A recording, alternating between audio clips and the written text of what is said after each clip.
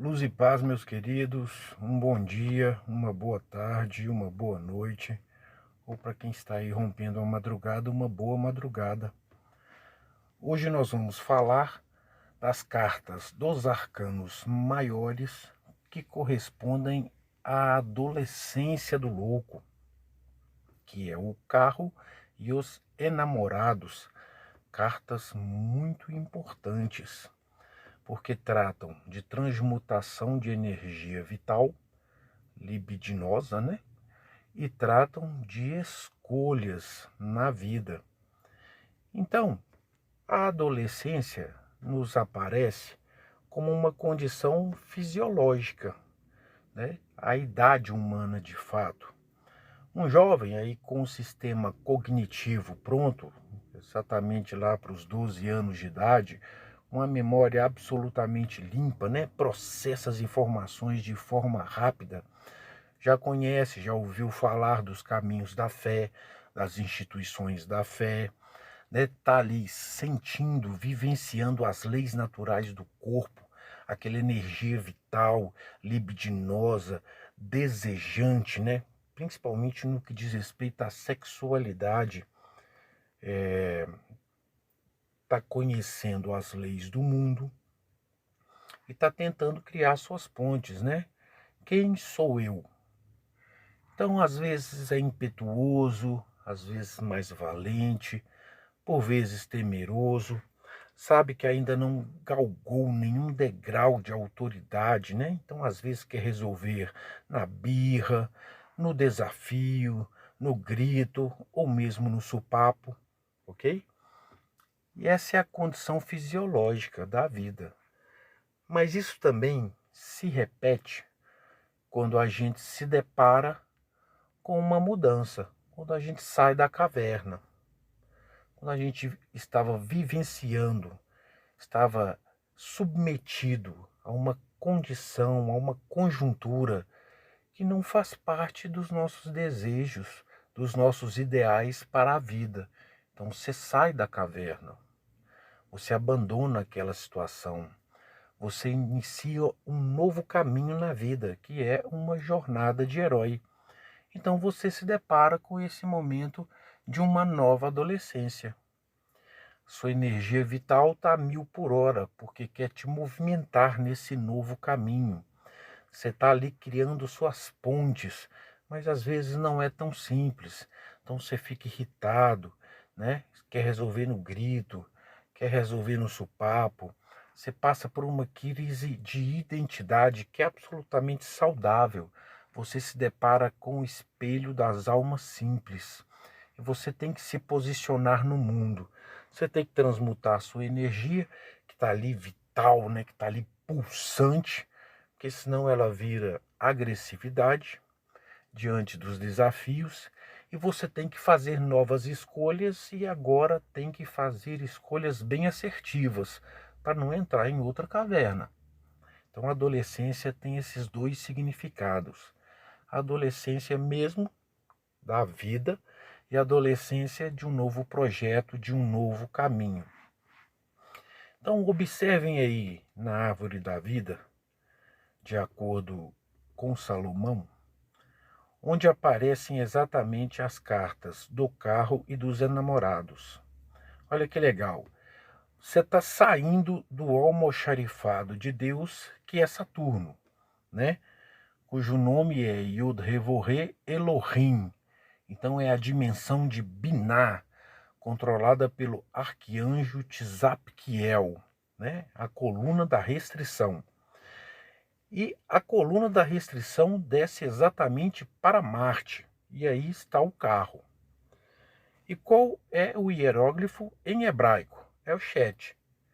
Ou seja, encontrar a pedra filosofal, né? Mergulhe no interior da terra e lapidando-se encontre a pedra oculta. E essa letra, esse hieróglifo, ele te dá exatamente o poder de transmutar energia sexual. Isso não quer dizer que você não possa ter prazer, que você tenha abdicar de prazer, abdicar do orgasmo, não tem nada a ver com isso, pessoal. É no momento oportuno, no momento específico, no momento ideal, no momento preciso, você saber usar aquela energia vital, que pode ser usada no sexo em outros momentos, para gerar energia de trabalho, potência motora. Legal? Para você poder controlar as rédeas da vida, controlar uma situação, né, se impor frente a uma situação, vencer algum obstáculo, tá legal? Aqui não tem dogma cerceante, castrador institucional nenhum. Não existe nenhuma moral castradora, cerceante, limitante aqui. Jesus disse: eu vim para que tivessem vida e a tivessem em abundância. Conheceis a verdade e a verdade vos libertará. Então não vem com esse papo de celibato, não tem nada a ver com isso. A energia é sua, Deus te deu a condição de prazer, então é para você ter prazer mesmo. Mas em momentos oportunos, específicos, em momentos que aquela energia deve ser transmutada para uma energia distinta, operacional, de trabalho, de decisão, você transmuta com facilidade, ok? E a dos enamorados? Olha, tá saindo de Saturno indo diretamente para o Sol, para o belo, para a coluna do meio, para o equilíbrio. E a letra é o Zai, que é o cajado de Moshe, é o cajado do mago, ok? Que você conjura bem as suas escolhas para que elas se manifestem, né? Você conhece a imortalidade da alma e você entende os caminhos da vida eterna. Legal? Então, vamos para a descrição da primeira carta, que é exatamente a carta do carro. Então, observem a carta. Você tem um jovem adulto, ele está aí com uma indumentária que é um elmo dourado, uma túnica curta vermelha, ele usa um peitoral dourado, tá vendo? Ele tem uma lança encaixada nessa carruagem que se chama biga, que é guiada por 2 cavalos. E esse detalhe é sensacional. Um cavalo é preto, outro cavalo é branco, ok? E eles estão indo cada um em uma direção, representando exatamente as colunas da árvore da vida, também as colunas do templo de Salomão, né? Jaquim e Boas. Então, o que esse camarada está fazendo? Ele está com uma indumentária de guerra, ele está indo para o confronto, ele está indo para um trabalho pesado. E os cavalos vão em direções opostas. E ele transmuta a sua energia vital de uma forma construtiva. Ele segura os cavalos para que eles vão na direção que ele quer. Ele controla os fluxos da restrição e da expansão. Ele está no meio, ele está em equilíbrio. Então, se o cavalo da restrição está puxando para o lado, ele volta o cavalo usando sua energia vital. Se o cavalo da expansão está indo demais, ele puxa, porque o caminho dele é aquele que ele quer seguir, e assim a biga vai para onde ele deseja, para onde ele quer, para onde sua vontade ordena. Não é magnífica essa imagem?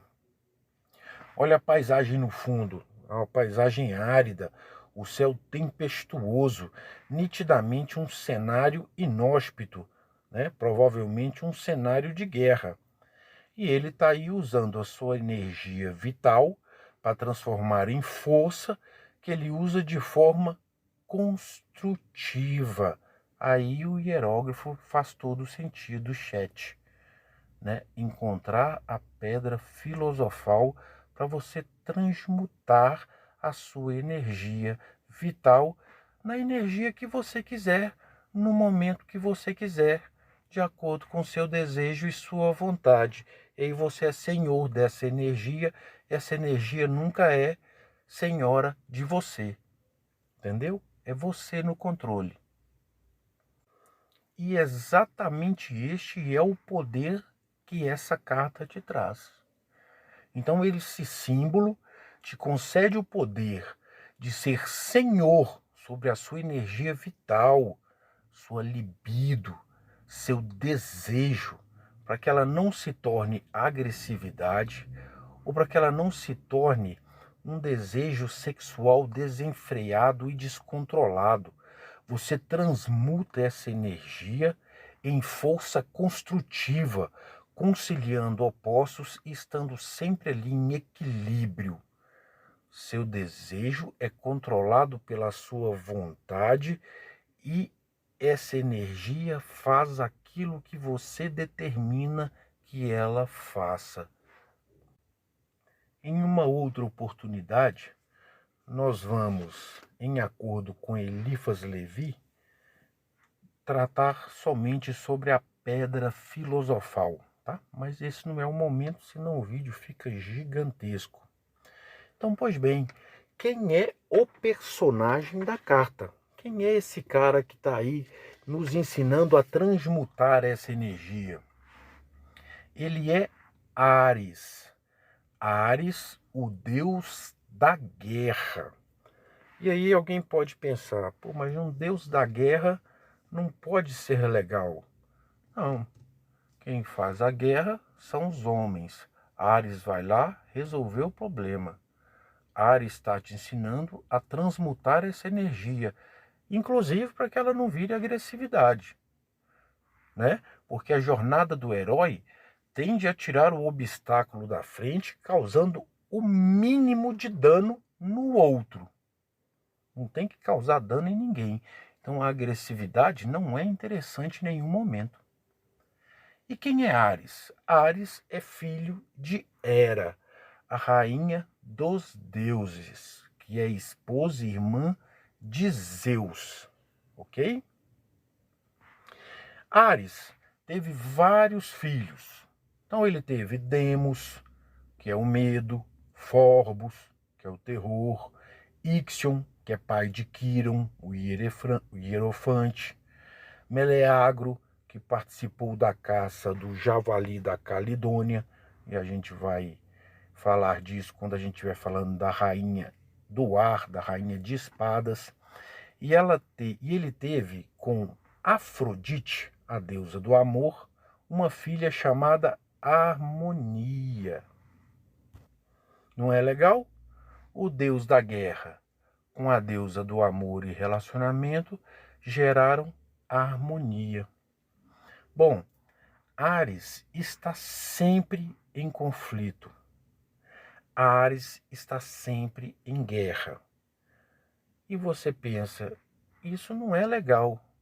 Não é legal, mas é assim, porque nós também somos assim.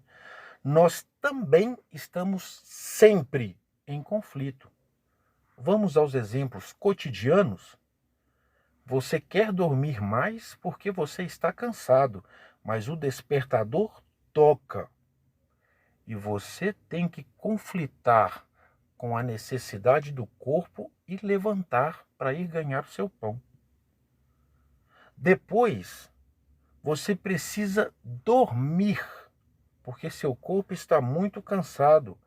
E você luta contra a necessidade do corpo para ficar acordado, porque você quer curtir um pouco mais. Quer curtir um filme, quer curtir sua casa, quer curtir uma viagem, quer curtir o marido ou o namorado. E você luta contra aquele sono. Olha o conflito de novo. E aí você luta contra o frio, se agasalhando. E aí você luta contra o calor, né, se abanando, colocando lá um ventilador, instalando um ar-condicionado. E aí você sente fome e você tem que se alimentar. Então você vai procurar comida, fazer comida, né? Vai num restaurante, está em conflito. Então você tem desejo sexual e aí você está, né, subindo pelas paredes, não tem com quem realizar, você não tem um relacionamento fixo, você não quer um relacionamento esporádico, né, de circunstância, conflito. E aí você está no trânsito, né, e todo mundo quer ir embora, ou todo mundo quer chegar, ninguém respeita a seta, não vai entrar na minha frente, e as motos estão no corredor, e aí o sinal fecha na sua hora de passar. Conflito. Ou então você entrou no ônibus lotado, não tem lugar de ficar com os dois pés no chão, e você vai ali se segurando com conflito. E nesses conflitos, você tem que transmutar a sua energia vital, a sua energia libidinosa, para que ela não vire agressividade. Porque senão, né, a gente viveria na barbárie. Na barbárie. Isso sem falar dos conflitos que você não está vendo. Suas células estão morrendo e nascendo o tempo todo. Tem outras células, né, bactérias, fungos, tentando te destruir. Tem vírus, ok? E aí você tem necessidade fisiológica. Agora não dá para resolver, você tem que segurar aquilo, controla a dor, controla a vontade. Então, conflito o tempo todo.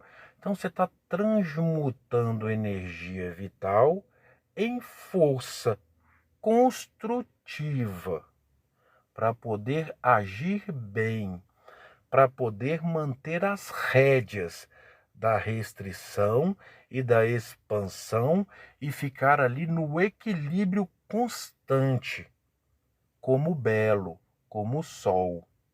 E no senso comum é colocado que a maior dicotomia é céu e inferno. Não é, pessoal. A maior dicotomia da vida é você, uma centelha divina, consciente, cheia de vontade, expandindo a sua condição reflexiva ao infinito, sustentando um corpo absolutamente desejante, necessitado. E você passa a vida conciliando esses opostos. E transmutar essa energia é de suma importância, porque você vê, já a coluna te leva para Marte. E em Marte é a execução do karma, quer seja positivo, quer seja negativo. Ok? Então, a grande jogada é transmutar a sua energia vital, seu libido, sua pulsão, essa energia que você tem interna, para transformá-la em força.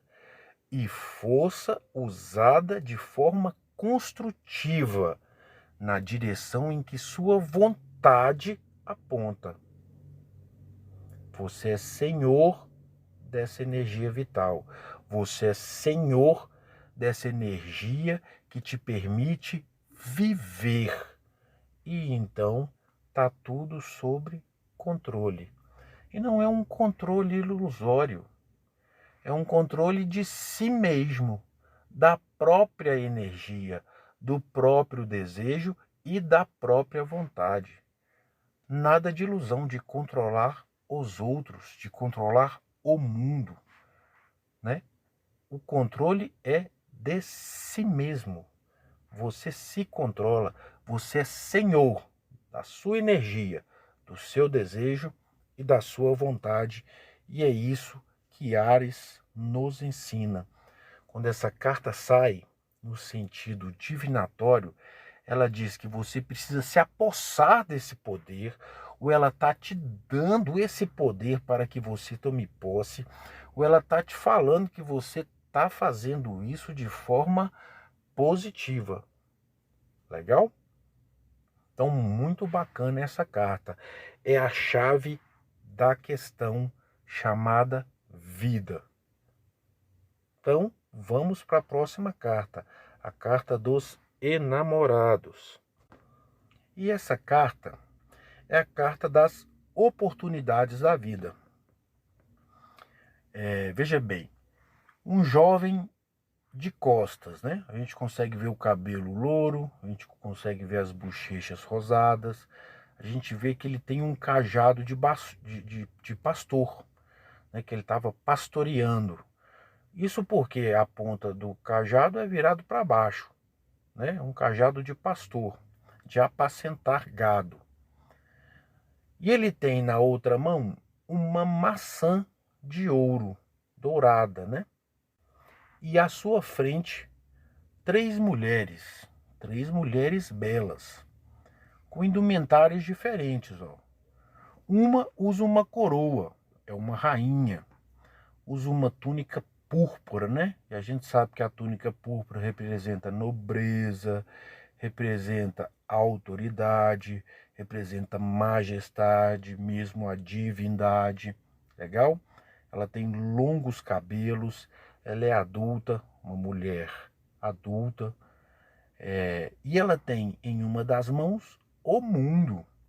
Então, a figura dessa rainha se assemelha muito à figura da carta do imperador, que era Zeus.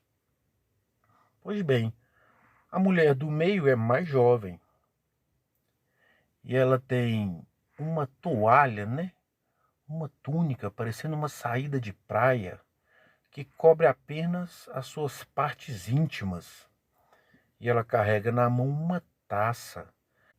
E nós já sabemos que a taça corresponde ao elemento água, ao elemento da mudança, da cristalinidade, do amor e do relacionamento, né? Ao naipe de copas.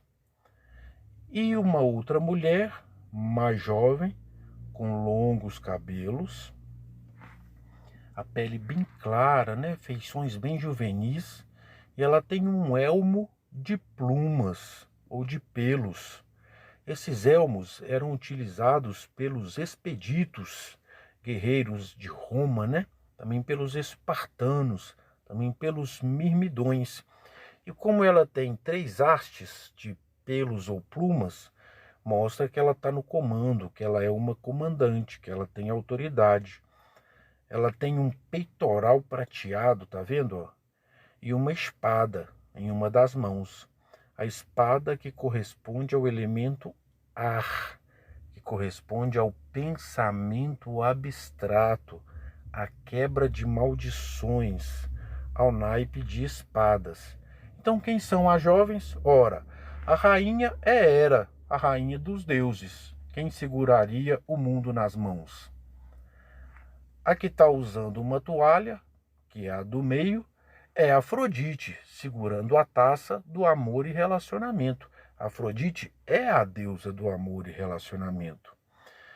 E a do outro canto, a mais jovem, segurando uma espada, é Palas Atenas.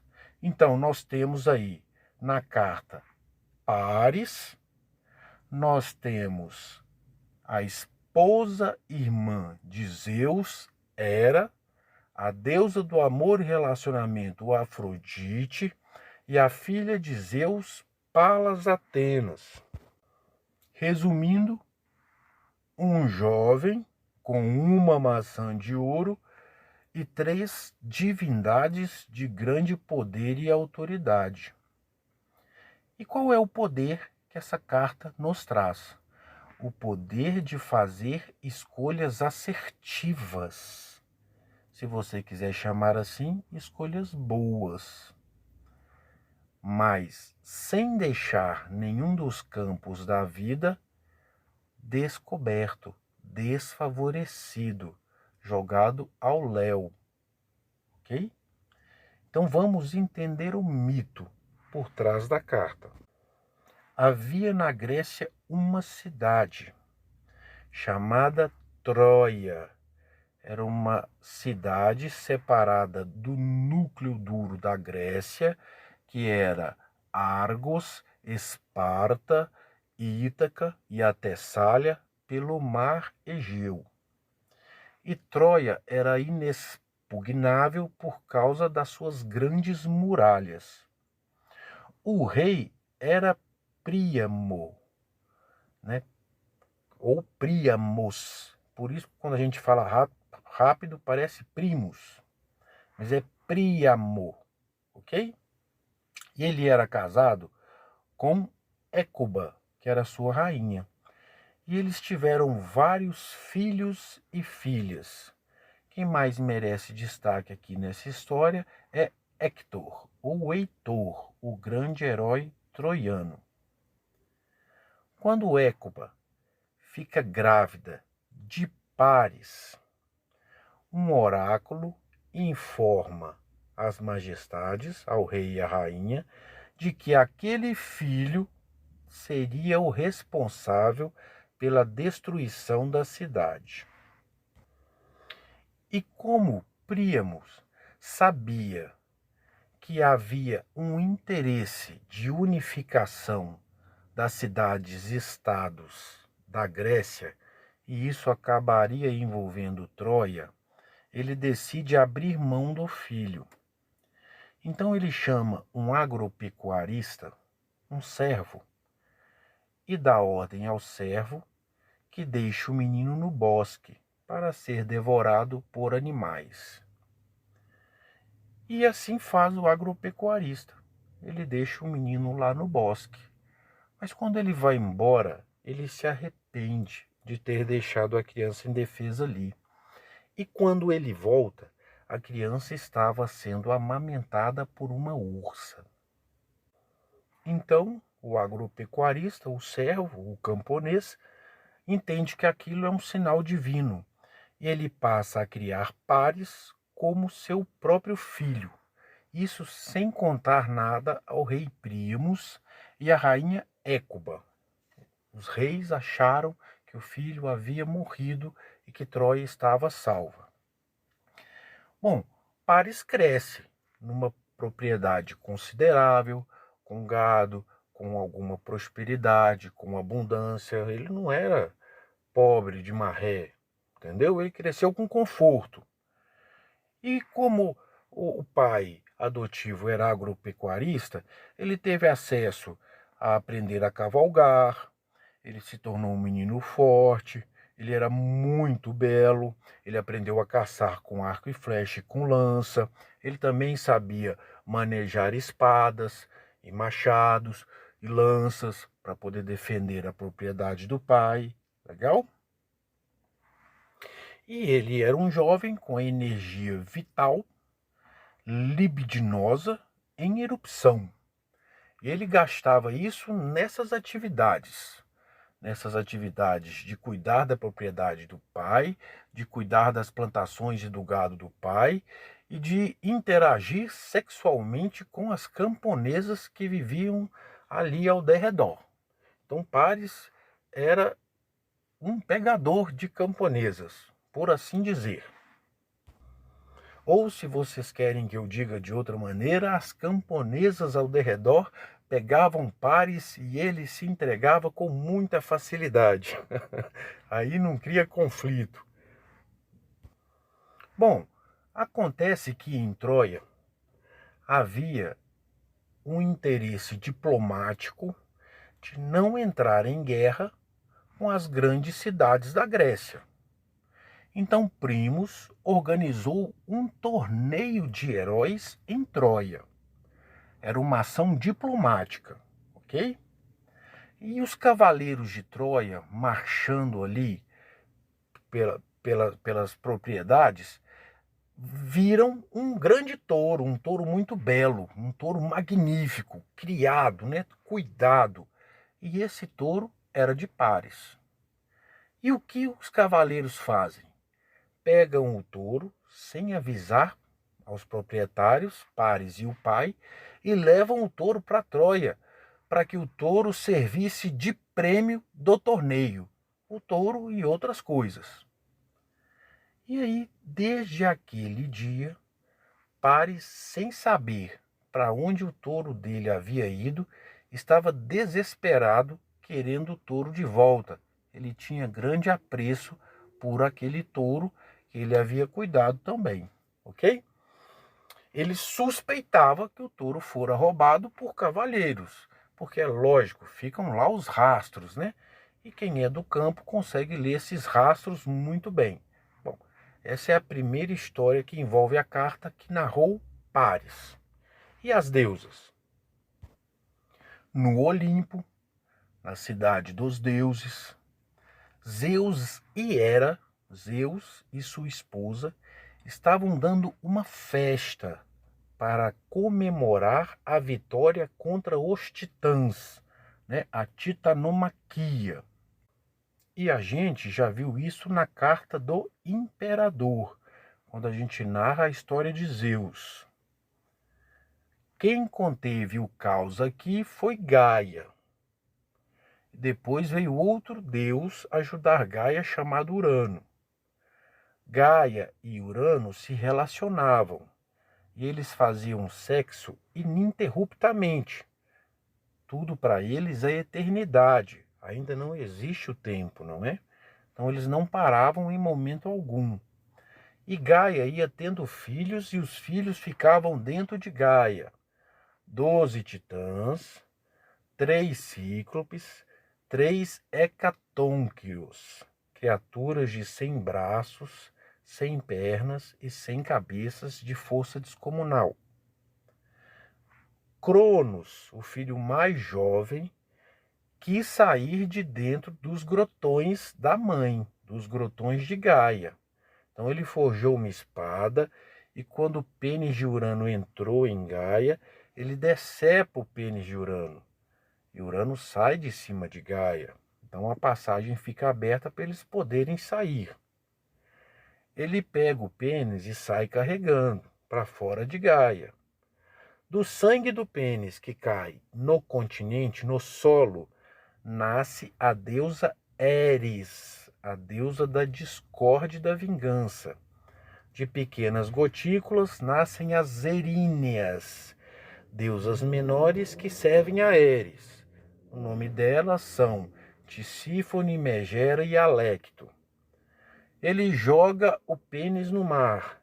Do esperma que estava no pênis, em contato com as águas do mar, nasce Afrodite, a deusa do amor e relacionamento. Cronos fica reinando sobre Gaia.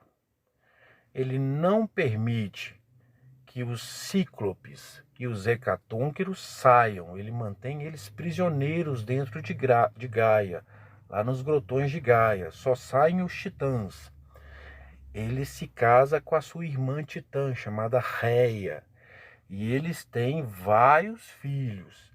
E Cronos, temendo os filhos, come os filhos. Os filhos não morrem, ficam presos dentro de Cronos. Um dia, Reia se rebela e se associa a Gaia, a avó dos deuses. E eles planejam não entregar o filho para Cronos.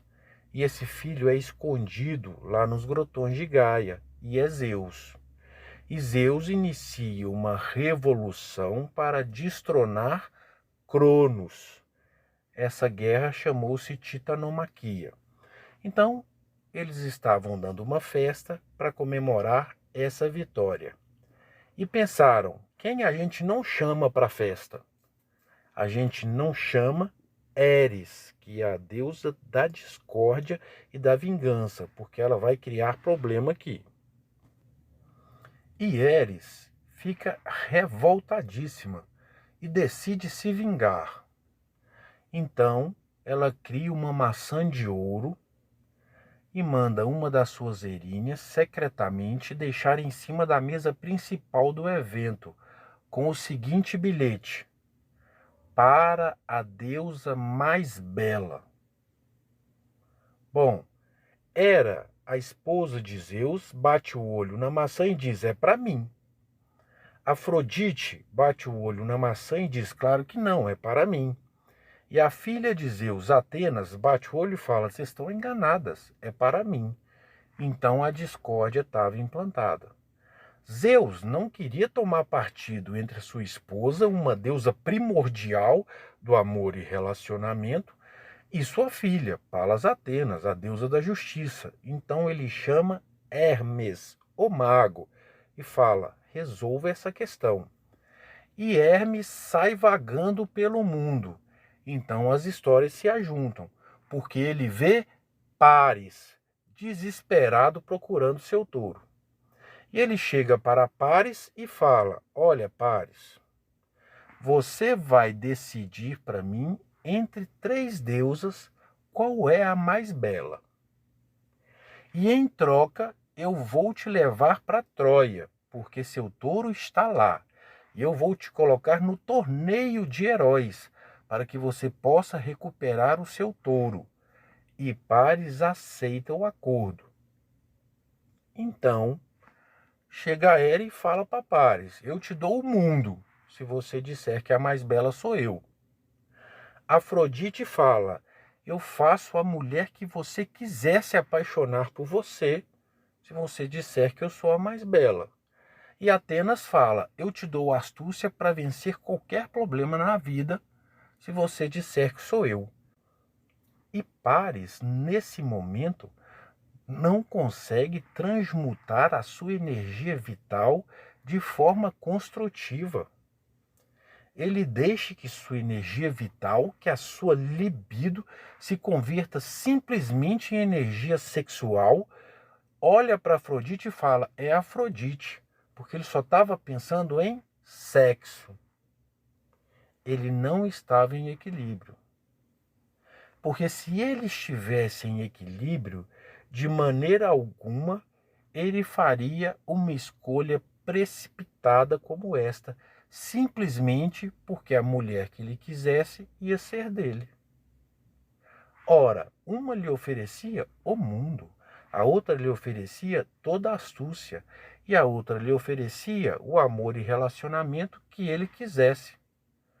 Na minha opinião, isso é um grande si, porque não aconteceu, eu não escolheria entre nenhuma, escolheria as três. Eu diria: olha, é impossível para mim, enquanto mortal, distinguir a beleza de vocês. Vocês são esplêndidas, magníficas, sensacionais e não há como medir qual é a mais bela. Errado está quem fez só uma maçã. Tinham que ser três. Eu faria assim. Eu podia até tomar cocão das deusas, mas eu agiria dessa maneira. Eu não escolheria. E é isso que essa carta está nos ensinando, pessoal. O mundo é as conquistas que você precisa ter para viver em abundância, em prosperidade, em riqueza. Representa o dinheiro, os bens materiais. O amor e relacionamento é a joia da coroa de qualquer pessoa. Porque você vai se relacionar com alguém e você quer que aquilo seja absolutamente cristalino, transparente, harmônico, plena realização dos desejos. E você precisa de astúcia para poder vencer os desafios da vida, para passar numa prova, para iniciar um projeto, para levar aquele projeto adiante, para sair de situações, para lidar inclusive com as coisas que você conquistou e com a pessoa que está vivendo com você. Então, como é que você abre mão de algum deles? Não tem como abrir. Pares não consegue transmutar a sua energia sexual, não age em equilíbrio e inicia uma guerra que dura 10 anos, a Guerra de Troia. Isso por quê? Porque depois de escolher, as deusas se vão e ele é levado por Hermes para o torneio. E ele realmente vence todo mundo. Ele vence todo mundo e pega o touro de volta. E aí perguntam: mas quem é esse herói que não é conhecido? E Primos o reconhece. E fala: esse é meu filho, seu irmão Heitor. E aí, numa reunião diplomática entre o rei de Argos, Agamenon, e sua esposa, Clitemnestra, entre o rei de Esparta, Menelau, e sua esposa Helena, entre o rei de Ítaca, que era Ulisses, e sua esposa Penélope, ele vê Helena e deseja Helena, e Helena deixa Menelau para fugir com Paris, iniciando a Guerra de Troia. Entendeu? Por isso representa a adolescência, de fazer boas escolhas, sem deixar nenhuma das esferas que você tem que segurar na vida cair. Você tem que adquirir bens para poder viver bem em abundância, para ser útil para a sociedade e para até para o próximo que lhe é carente, que lhe apresenta como carente, que se apresenta como carente. Você precisa ter um bom relacionamento. Talvez você escolha não ter relacionamento, mas isso é uma exceção. E de inteligência, meus amigos, poxa, a astúcia é o que nos difere dos outros animais e o polegar opositor. Então você não é uma zebra porque você tem pensamento abstrato, constante, reflexivo. Então você não fica ali mexendo nas coisas do mundo, você altera as coisas do mundo. Você não contorna problemas, você resolve problemas. Você pode até escolher contorná-los, mas a sua condição reflexiva lhe permite resolvê-los, lhe permite voar, sair da terra, mergulhar no fundo do mar, onde não tem oxigênio. Então, não tem como abrir mão de nenhuma dessas áreas, sem sair perdendo muito, Então a carta te diz, use a sua energia vital, transmute-a. Pode ter energia sexual? Não só pode, como deve. Mas deve ter força, deve ter energia para pensar, e tudo isso agindo de forma construtiva e em equilíbrio. Você está no controle. Não é no controle dos outros, pessoal. É no controle de você mesmo, da sua própria energia. Tá legal? Eis a importância e o poder que essas duas cartas e esses dois hierógrafos e também os dois caminhos na árvore da vida nos indicam e nos trazem. Tá legal? Bom, a gente termina o vídeo por aqui. Continuamos no próximo vídeo a nossa jornada no tarô e na árvore da vida. Se você gostou, se fez sentido, ou se você acha que faz sentido para alguém, curta, compartilhe, nos siga, assista quantas vezes for preciso e até o próximo vídeo. Luz e paz a todos. Pega meu bichinho.